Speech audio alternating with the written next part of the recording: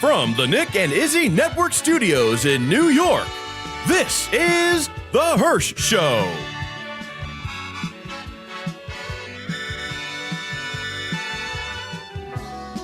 Tonight's guest, Ramones tour manager and author, Monte A. Melnick. And now, here's your host, Kyle Hirshon.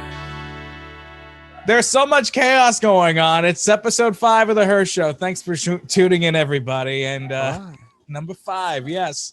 And we've got Mr. Monte A. Melnick, who you may recognize from the legendary Ramones. And actually, a couple of weeks ago, I spoke with CJ, and he found it. And now he's here. Thank you so much for coming on, Monte. Yes, thank you. Yeah, I'm glad to be here and to support Long Island. Absolutely. And of course, the long-lasting legacy of the Ramones. The Ramones have been around for, well, the band itself was only around for 22 years, but the legacy... Only? What do you mean only? But the legacy goes on even stronger. And of course, with people like you, you were the tour manager till the very end. You were with the band from the very beginning, right? Yeah, pretty much from the most shows. I may have missed a few shows in the beginning, but over 2,200 shows. That's amazing. So tell me about the newest release of your book, On the Road with the Ramones, which the newest release came out in 2019. Tell me, there it is. There it is right there. The bonus edition. You got to get the one with the red Ramones on it and it says bonus edition over here. So I added, my book's been out for a while. So each year I've added a number of different things, different editions. In this last edition here, I put up about 40 more pages of stuff that's been happening with the Ramones, and I felt that I missed in the beginning of the few editions that I put out.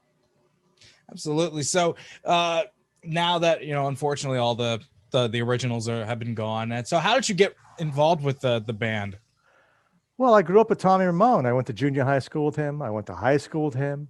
I was in bands with Tommy. I was in several bands with Tommy, and then Tommy and I developed the performance studios, which he brought the Ramones in, and I worked with the Ramones there. And so I knew Tommy for over 50 years. Wow. So, and to think, a band like them, they were hated by the mainstream media back then, Well, it was more the radio. There was the whole thing that the underground and the papers liked them, actually. And in England, they were huge because England had all these papers, Music Maker, Melody Maker, and all these NME papers that, published all their stuff about the Ramones. So initially the Ramones here in the States, the problem here in the States was the radio. They couldn't get on the radio here in the States. Of course, they probably had, well, not even with Blitzkrieg Bop at the beginning, they couldn't even get on then. Oh, no. I mean, the problem was that the Sex Pistols kind of tainted the whole scene with the Ramones, because people said, oh, look at the Sex Pistols. They're going to come into the studio and do stupid things and throw up and do profanity, blah, blah. The Ramones are not like that, No. But they got brought along into that whole thing. It's unfortunate. Is that the reason why there is this? Now, is there some sort of rivalry between the Sex Pistols and the Ramones because of what happened? It's not a rivalry, really. I mean, the whole thing is who was first, who was not first. I mean, the Ramones came over there in 1976. The Sex Pistols were, I don't know what they were doing exactly. A lot of groups came and saw the Ramones. And the Ramones influenced a lot of people over there in 76. And we came back in 1977 and did a whole tour, and so it picked up over there. So I don't think it's a real rivalry. It was more of a England wanted, they started the punk rock, and then US we started the punk rock. It's kind of weird type of thing there, what I mean? Now, I don't know if you were there, but there was a video that surfaced of Marky Ramone almost getting into it with Johnny Rotten. I wasn't there, but I saw that. Yeah, oh my God. We could change our lives by music, meaning what we said, attack the political systems. This daft. How come you, wait, is it the drugs? Hey, you talk the talk, but you didn't do the walk. All right. Just like the MC5. Hello! Johnny Rotten never did the walk. He didn't. I thought Marky, or I think Johnny would have really thrown fisticuffs at Marky, and he was just not having it with Johnny. Well, yeah, I mean, Johnny Rotten, he just hates the Ramones. He just doesn't like the whole thing that he thinks they were first and we're not first, and we started this, they just started that. So it's a whole big thing with them, Yeah, so it was just all turf wars with Johnny. Turf wars, yeah. So let's go back to CBGBs, because as a kid I read about CBGBs and I wanted to go there. I was like maybe 6 years old when I first read about the CBG. Yes, I was a very rebellious child back then. So I enjoyed listening to the Ramones, as I mentioned to CJ. I've always wanted to go to CBGBs as a kid, but of course, as I said, too young and pure, according to my folks, to be at such an iconic club. What was the environment like in that establishment when it was in its prime? When did you start listening to the Ramones? I was about 5 years old when I first 5 years listening. old. Holy mackerel! I mean, your parents didn't object to what you were listening to? Probably my grandparents, but Did your parents listen to the Ramones? oh yeah, Did they ever go to see the Ramones show? I don't believe they did, but they enjoyed the first album. That was the first album I listened to. Okay, 5 years old. Wow. Okay. I mean, CBGBs was the whole happening, and the good thing about CBGBs was Hilly let a lot of bands come in, and in the early years, the early 70s, clubs wouldn't let you play unless you played top 40, Right. With Hilly, you can come into this club and play all your original material. That was the beauty of the place. That's why all these bands came in and played there and he let them play with all this original material coming in, Yeah, you get guys, you get Blondie, Talking Heads, and I mean, of course, with the Ramones, I mean, at that time, about 60 times we played the wow, 60 times at CBGBs. I mean, in the beginning, nobody was there. I mean, the only people in the beginning in CBGBs in the early days was other bands, because that's the people that were hanging out there, Right. But that's why we developed a lot of relationships with other bands at the time. But Hilly was great, I mean, he originally wanted CBGBs as country bluegrass club, but he realized that these bands are coming in, and he said, okay, play your material, bring your people in, and if they drink, fine, So that's what the whole scene developed down there with that, I would have figured that, with the era of 2004, 2007, being the emo, the punk rock phase. I mean, I would have figured that CBGBs would still be around then, but unfortunately, happens. The problem was, he didn't have total control over the space and stuff, and so the rents kept on going up, blah blah blah. So he had to. That's horrible. Yeah, it's very bad. Yeah. So since, as we both have said, you were with them for the very beginning, I always wanted to know, since they have been essentially given the titles of grandfathers of punk. Have you ever heard that term before? Well, you got to go back farther from punk. Stooges, MC5. I mean, Iggy's probably the grandfather of punk. Iggy Pop, absolutely. Yeah. Or the MC5 actually too, also, So, I mean, they really didn't like the name punk. Seriously, they just wanted to be a music band, a pop band, actually. That's. I mean, the first CJ people they were listening to was the oh my God, I can't remember. Bay City Rollers. Bay City Rollers. I mean, come on, is that punk? They just wanted to be a pop band, not punk. They didn't like the name punk, but they adopted it after a while. So that was fine with them. Yeah. So I mean, how were they viewed when they just started playing? Well, viewed by who exactly? Just, the social crowd, the typical crowd. Because I saw an interview one day from one of Joey's last interviews he did with Conan O'Brien, and Conan. That was a good interview. That was. He recalled a show that the band did with Toto, and somebody said, how nice of you to take care of all these people. Well, now that wasn't Toto. I mean, that was The problem is in the beginning, when the Ramones first started, booking agents couldn't figure out what to do with them. Right. They were adding them to these bills, Black Sabbath, Toto. I mean, Toto, for God's sake. With Toto, the only good thing about Toto, I mean, the other Black Sabbath, we opened up for them, and it was rough because they didn't want to hear the Ramones. They were throwing stuff on the stage. We opened up for Ted Nugent. The band they were pelting the band with food and stuff. There's a famous picture online, if you ever see it. Johnny and Dee Dee were giving the finger to I'll put it up right there. 30,000 people. Yeah.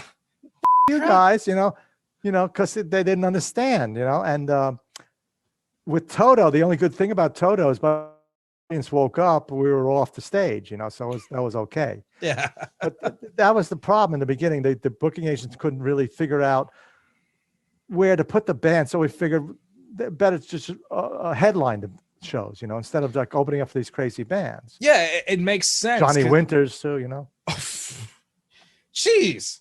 What a dangerous combination.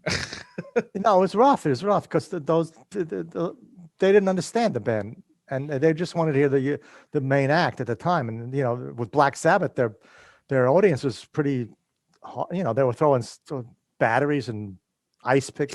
It was dangerous. I would figure, an act like Black Sabbath would embrace this kind of music, but no. Well, in the beginning, the people didn't understand, but they just wanted to hear the Black Sabbath at the time. They didn't know what the Ramones were doing. And the Ramones were raw, bang, bang, bang, 3 minutes, 3-minute songs, and they just didn't understand it. That's the problem. A lot of people, the booking agents couldn't understand the Ramones in the beginning. That was the problem. And then, of course, later on, they became hits overseas, as we mentioned. Some of the biggest shows were in South America. Yeah, that was amazing. We developed a big fan base down in Argentina, Brazil, Chile. That was because we went down there early on and played down there before a lot of bands played down there. And we reconnected with the kids down there. The Ramones they're saying something to young people, they can understand, and also the young people could play the Ramones. You don't have to be a great musician. You hack it out and you can play the song. So they've developed a huge following down in South America. It's amazing. Mm-hmm. And I mean, I was watching one of their last shows. It was in '96. They were playing in Buenos Aires, and I could see the crowd just, because nowadays when you see big rock acts, AC/DC, you see Kiss, you see them play at what's the name of that stadium? Buenos Aires, River Plate Stadium. That's where we played. That's where we played. Yeah, you see, it's like a tidal wave of people just jumping up and down. But damn. No, I mean, it was amazing down there. The Ramones got a good taste of what it was like to be a major act, a big act down there. Yes. The problem is that, Johnny didn't like that because you couldn't do anything. You couldn't get out of the hotels. There was hundreds of people out day and night. We got kicked out of several hotels there because the crowd, the fans were breaking the windows, and they were out there all night, chanting and stuff. They got a good taste of it. I could, go outside and walk around, which I liked. But Johnny or Dee Dee, they just couldn't get out. They got a taste of what it's like to be like a major act, a big act down there. That was probably the place that they got that taste. Wow. I mean, there really was no common medium in between. I'm pretty sure they wanted some sort of fame, but holy crap, when they got it, that was pretty much a rude awakening. Yeah, it's when you get it to that state, it's you got to deal with it, Yeah. I mean, poor Joey. I mean, because I know he's had, his issues and all that stuff, but man, that must have been hard on him. Well, yeah, he actually he understood it better than Johnny. Johnny just didn't like Johnny wanted to go out and buy stuff at a store or something, and he couldn't do that, because it was hard for us to go to a restaurant and eat. We had to close the restaurant and then go there and eat because the fans were always around us. The airport, we were one of the people in the airport. They let us go through the back of the airport to get out of a plane. Wow. I think the president of Argentina or something, and maybe Michael Jackson and us. So there were so many people came to the airport to meet us. We couldn't go through the front. We had to go down through the back. It was amazing, amazing. I mean, it was like Beatlemania, but for punk rock. No, it was amazing. Yeah. So, I mean, when the band decided to call it a day, I mean, what was next for you? Because I know that you've been keeping, like, basically being the ambassador of the band ever since they stopped. Yeah, ambassador was one name for it. Another thing. Actually, Marky came to me and said, "You want to manage me?" So I managed Marky for his first 2 albums. I put him out on the road. I got a tour manager, so that's what I did for right after Ramones, and then I worked with several other groups: D-Generation, Paul Winter, Ronnie Spector. Worked with Ronnie. Oh wow! But I mean, she must have been amazing. Oh yeah, she's great. If you ever get to see her shows, she's terrific. Ronnie Spector's really great. Absolutely. And so I worked with Marky there for a while. You know, being a tour manager and a manager are 2 different things. About a year and a half, 2, I worked with him. You know, we parted amicably, but I got him his first album and I put him on his first tour. Yeah, because I remember Marky Ramone and the Intruders was the first. Marky Ramone and the Intruders. I'll put a graphic up there. Right very good group. Yeah, now he's got Marky Ramone's Blitzkrieg. Yeah. And I understand at one point at the very beginning, something about the Beach Boys and Mike Love. They did the song Rockaway Beach. They Rockaway Beach. They brought Marky on stage when he played Long Island. Yeah, that was the Paramount right here in Huntington, just about 20 minutes away. That, I mean, you know, when I first listened to that song, the first thing I thought of was, how come the Beach Boys haven't done it? Well, the Ramones are heavily influenced by the Beach Boys. Yeah, because didn't they also do a cover of a Surfin' Safari? Surfin' Bird. I know that wasn't Beach Boys though. Oh. But geez, I mean, you know, you see all these bands that have been heavily influenced by the Ramones. You would think nowadays, if any of them were still around, would you believe if they were still around, would they have continued as the Ramones? Yes, sure. I think they would have continued. Yes, I mean, you know, they stopped. Basically, Joey wasn't feeling it well, and Johnny felt that he was the top of the game at the time. I think they would have come back, you know, if Joey was feeling better. Yeah, unfortunately, cancer sucks. Well, yeah, that's one. That's one way of putting it. Yeah, I mean, the Ramones' legacy, basically. If we want to talk about the legacy of the Ramones, yeah, sure. They were kind of like the Johnny Appleseed of punk rock, rock music. You know, Johnny Appleseed went across the states and planted apples all over the place. Right. The Ramones, when they first came out, they were just playing all these small clubs, small towns all over it. And then we went all over to Europe and played all these different cities. And so they were spreading the seed. People would come and see them and said, hey, they can do it. We can do it too. You know, it wasn't that hard. Have to have a good songs, play proficiently. You don't have to be an instrumental genius or anything, you know? Yeah, I mean, they prioritized in bar chords. All these groups came and saw them as young people. I mean, we were in Cincinnati, Ohio, and all of a sudden these kids come back, hey, we're Metallica, we love you guys, blah, blah, blah, you know? They're just kids, you know? Yeah. And they all give credit to Eddie Vedder, U2, for God's sakes, that song, The Miracle of Joey Ramone on their album. And all these groups realized that they saw the Ramones, and if the Ramones, they said, if they can do it, we can do it. So that's the legacy of the Ramones. They were kind of like, they spread the seed out, and all these bands said, wow, we can do it. They can do it. We can do it.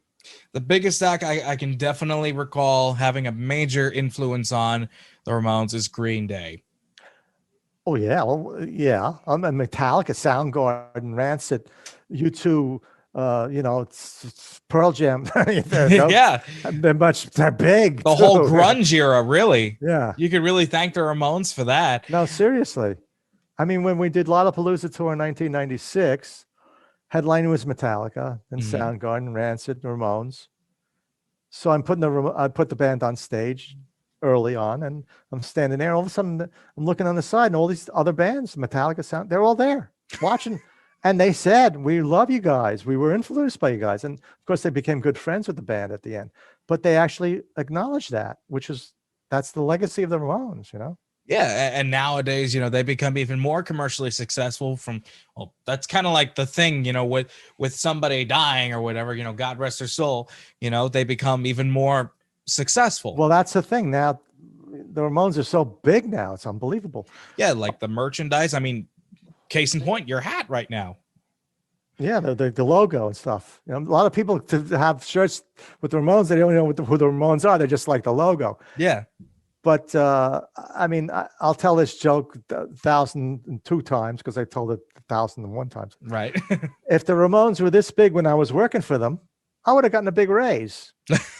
They're huge now. I mean, they're on TV commercials. They're in soundtracks of movies. Mm-hmm. People are wearing the T-shirts. I mean, when they were alive, they couldn't really get all this stuff going. That's the sad part about it. I mean, the four originals. I mean, there's still a Ramones legacy going out there. There's Richie Ramone, terrific band he's got. Yep. CJ Ramone, of course, you talked to CJ. CJ, great wonderful guy. I mean, he was out there for years too. And Marky Ramone's still out there hacking away. So people still want the Ramones. I mean, they can't get the Ramones, but there's still not the original Ramones. That's the part, right. Sad part about it. The four people, original Ramones that were there, are not here with us. Exactly. Very sad. Very sad. It is. But the fact that, we're able to relive some of these stories, we do have a few Ramones remaining. And of course, people like you and Richie. I don't know about Elvis Ramone. I don't know if he's still. I don't think he's doing any Ramones stuff. No, I don't think. Because he did what? Only like 2 gigs? Yeah, he was in the Ramones for 2 shows. But, but he's Blondie. I mean, he made a lot more money with Blondie than with the Ramones. Yeah. He did a lot of the Eurythmics, and he's got a group out, the Hungry Hearts or something. Or he plays a lot. He does a lot of stuff. Yeah. But he wanted to be a Ramone, actually. I mean, that's why he was in the group for a couple of shows. And but Marky came back, and he realized, go with Blondie would be better, and then that worked out better. I'm looking at Marky because Marky's very active on social media, and the fact that he's still the power horse that he always was, still doing those eighth notes, those that was the pioneering drum beat of that era. And are you a musician? Yep. Obviously, I've got a couple guitars. I've got a bass. I've got a full drum kit downstairs. What's your main instrument? Actually, that guitar right there. Guitar, then. Okay. And since the Ramones songs were very easy to learn, I mean, that's kind of how I learned how to, gain more stamina playing, because that's the big thing with the Ramones. You had to have a lot of stamina in order to play Ramones songs. Yes. People don't realize it was not 3 chords easy. It was a very rigid thing. You had to be right on the ball. Anything that was outside the whole thing would throw the whole thing off. Clem didn't really have enough time to get into the band. He was thrown into the band very quickly. Gary Kerfers was the manager. He was managing Blondie and all that. Blondie was doing off or something. He said to Clem, Ramone's easy. It's easy. Go play with them. It's easy. It wasn't that easy. Right. No, Clem would have gotten it, but he just didn't have enough time because we had all these shows coming up. Exactly. They threw him into the band, and any little bit in the middle of a set that goes off, that throws the whole set off. Yeah. It's very rigid. No, because in the record, let's say Blitzkrieg Bop, for example, in the record, it's like, it's nice and easy to play, but when it's live, it's super fast. I'm like, how do these people do it? It got faster and faster. Faster. That's what Richie would say. Yeah, it's feeling so much faster now. That's like the opposite of what musicians would be now. They'd be playing slower, but no, the Ramones decided, that we're gonna play faster because why not? Exactly. So we're running a little bit out of time, but already we've been talking for quite a bit, actually. Really? Because the Ramones are just it's so much fun to talk about music in general. So are you still involved with the music scene in any sense? No, I do a lot of podcasts and stuff like that. what happened after Ramones, I worked with several groups. You know, I did Marky, then Yep. Degeneration, Ronnie Spector. Then I moved over to the New York Hall of Science, where I was the audiovisual supervisor for half years. Then I moved over to the Queens Theater in the Park, where I was an in-house manager. Wow. That's my last gig. And of course, now theaters, unfortunately, you know, Broadway and theaters, it was a live theater there, 500 seat theater. I'm just waiting for that to get back into what's going to happen. Hopefully soon, like a couple of months. Hopefully soon. Yeah. I mean, as far as the music scene goes, no more. I was kind of space out of that. Just laying back, you know, just smelling the fruits of your labor, I guess. Right. Whatever it was, but smelling them, yeah. But you know, as a fan of the Ramones, just thank you for keeping the band essentially in one place. Making sure they got around, because once I was talking with CJ, you know, we were talking about the van, you know, the assigned seats in a way. You were driving Johnny Shotgun right there. See, there's a van. There it is, yeah, in the background, yeah. So you got you driving Johnny Shotgun. Oh, was it Joey in the row behind? I got to go back. I think it was Marky, then Joey, then Joey, and then now CJ was only in the back. Yeah, because he told me CJ liked to sit in the back because they try to sneak smoking out the back window. Johnny hated smoking. I didn't like smoking tobacco either, so they try to sneak cigarettes in the back because they open the window. But I mean, I mean, if you look at my book, we had all sorts of different vehicles. We did buses. We did station wagon buses, you know, and vans, a lot of vans. Yeah. They developed the van tour basically in the States because buses are very expensive, and you had to sleep on the bus too to make it economical. They didn't like sleeping; they liked hotels. So we did little tours, like a couple of weeks on the West Coast. Somebody would drive the van there. I'd drive the van up and down. I had drivers too in the van too. And then we come back for a week or two, and then they do the East Coast for a couple of weeks in a van. They like that because they can, in a van, you can just hop in the van and do stuff easily instead of a bus. Bus is very, very expensive. They couldn't really afford a lot of, the bus. Yeah. Because, the funny thing about that is the crew actually at the end there got a bus because they had to be at the venue early, and they had to stay there late, and then they had to drive overnight and sleep in the bus. So we pull up in these festivals, the Lollapalooza festival. All of a sudden, this big bus would pull in, and the Ramones crew would get out, and then I'd pull in with the van, and we get out in the van. People say, "What's going on here?" You know, who's got a bus, and you're coming out in this van. You know, it was kind of funny at the end there. It is, and I'm pretty sure as I said, if they were still around, I'm pretty sure it'd be a different story. Since they have now become more commercially successful that they've already have, I'm pretty sure then you could be able to afford a bus. Yeah, definitely. A bus and the hotels. That's the two things. Exactly. Yeah. I'm really curious to see what's going to happen, once everything comes back. I'm interested to see what Marky's going to do. I already know what CJ's going to do. So, Yeah, he's kind of semi-retired. Yeah. Marky will be out there hacking around. Richie will be out there playing. I got to definitely check them out when I can. Yeah. Monte A. Melnick, thank you so much for coming on. I appreciate you talking about your story. Live long and prosper, ladies and gentlemen. And hopefully by the time the year is over, we'll be back out watching these amazing shows, going out, and hopefully everybody will be healthy enough. Yeah. Don't forget the new book. Out on the remote. It's got to be with the Red Ramones, and it has to say bonus edition. Exactly. Where can people find it? Amazon.com. Amazon.com. Ladies and gentlemen, Monte A. Melnick. We'll see you next time on The Hirsh Show. Peace out.